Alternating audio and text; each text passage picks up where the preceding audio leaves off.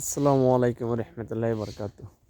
অনেক আগে এক ভিডিওতে দেখাইছিলাম যে এই সাইডে যে জঙ্গল মানে বেতে ঝড় যত আগাছাগুলো হয়েছে সব কেটে ফেলবো, সব পরিষ্কার করা হবে। আলহামদুলিল্লাহ পরিষ্কার কিছুটা হয়ে গেছে, এইগুলা রয়ে গেছে, জাল দেওয়ার জন্য রাখা হয়েছে। কিছু কিছু ছোট গাছ আছে, এইগুলো কাটা হবে, তবে পরবর্তীতে আস্তে আস্তে বলছিলাম সবজির কোনো গাছগাছলা লাগিয়ে দেব।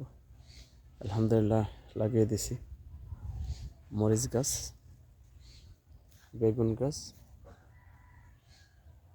সাথে এদিক দিয়ে বোনানো আছে ডাঁটা শাক, এখনো জ্বালায় নাই। এদিক দিয়ে বোনানো হয়ে গেছে লাল শাক, যদি দেখতে পারেন লাল শাক জ্বালাই গেছে মাশাআল্লাহ।